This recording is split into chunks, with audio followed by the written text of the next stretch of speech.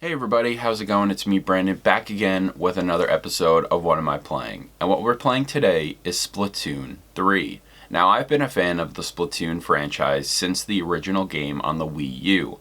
Back in 2015, I don't think any other game had so much hype leading up to it for me. I was so excited for this game. For some reason, it just looked like everything I was looking for. It had color, it had style, it was a shooter, it was a brand new Nintendo IP.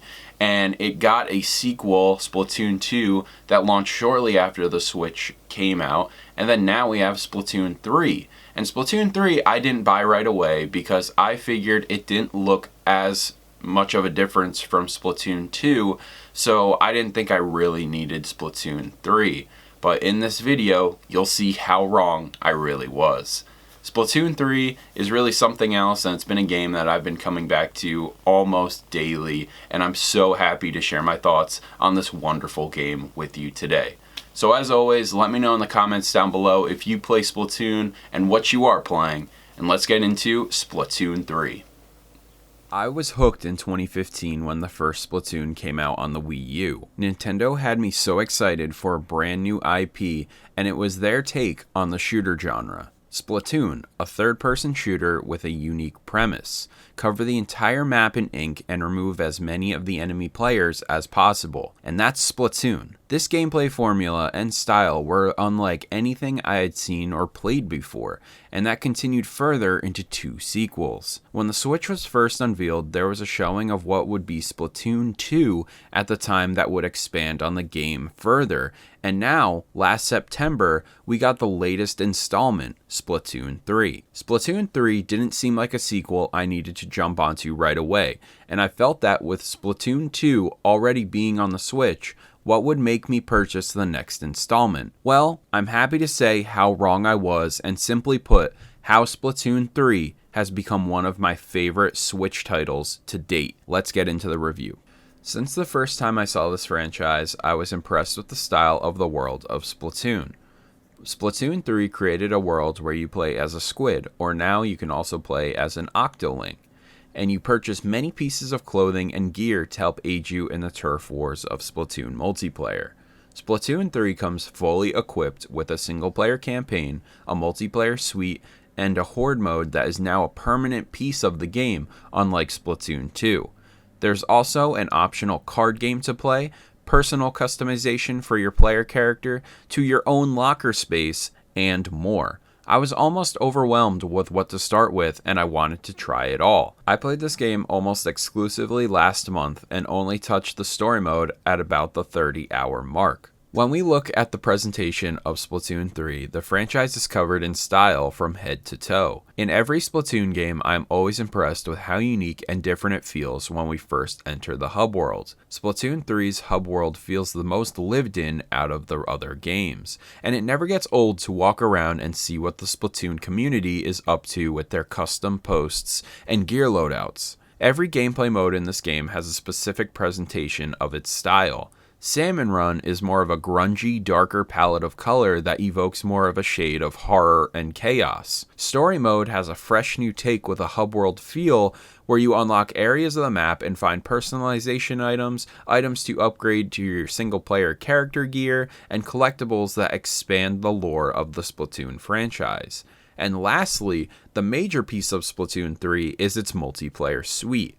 There are a bunch of maps and loads of color and rockin' original music to splat it up to. The gameplay of Splatoon is the most essential part of the game. Splatoon's gameplay is fast-paced, hectic, and overall fun as hell. Since the original on Wii U, trying to get that next piece of gear, covering as much of the map as possible, and creating strategies to push back the enemy team gets addicting. Within Splatoon, there is clothing that helps grant the players different abilities and even gives the opportunity to mulligan on gear perks if you want. Trying to get the proper gear set up and then finding your next favorite weapon is just so addictive, and I hadn't felt this attached to an FPS or a shooter game since last year when I got back into Overwatch and Overwatch 2 with learning the new heroes and such. Splatoon 3, with its quality of life improvements, has me locked in longer than most game sessions, as I am in and out of games in minutes and sometimes even seconds.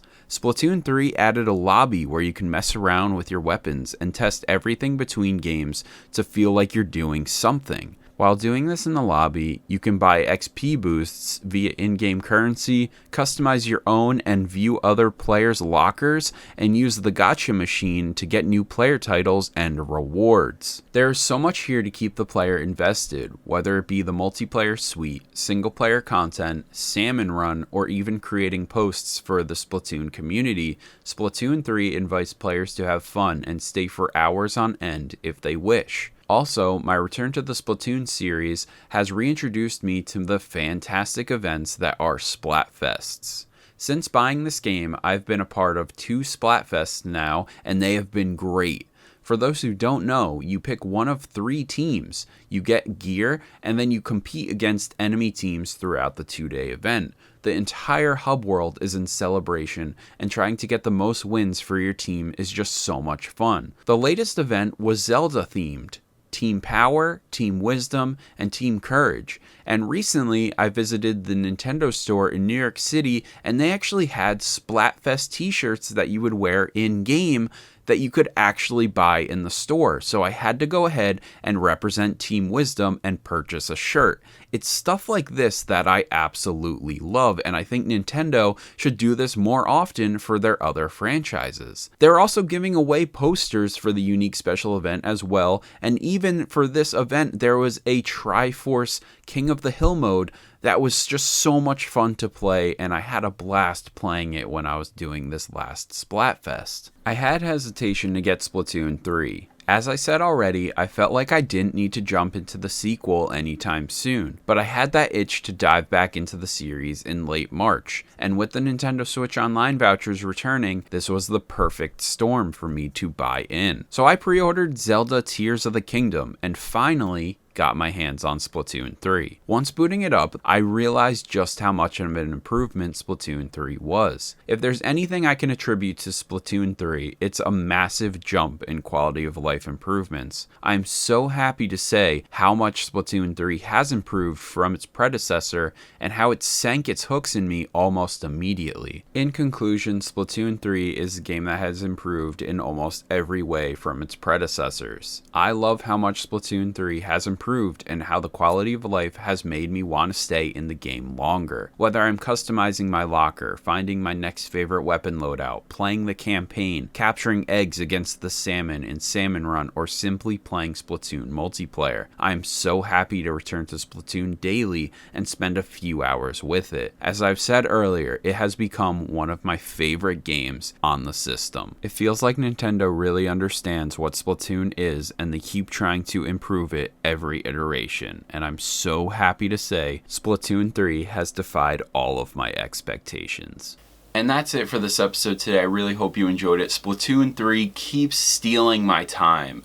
Zelda Tears of the Kingdom just came out, and I'm not gonna lie, the game is awesome, and I'm reviewing it. It's gonna take me a while, but I'm having so much fun with that game. But I do get the itch to at least play 1 or 2 Splatoon games every day so far, and it's just so much fun. The game continues to impress me. The Splatfests are awesome. The gear is exciting. Even the phone integration is really cool, where you can order almost exclusive gear through the cell phone app of the Nintendo Switch. It's so cool.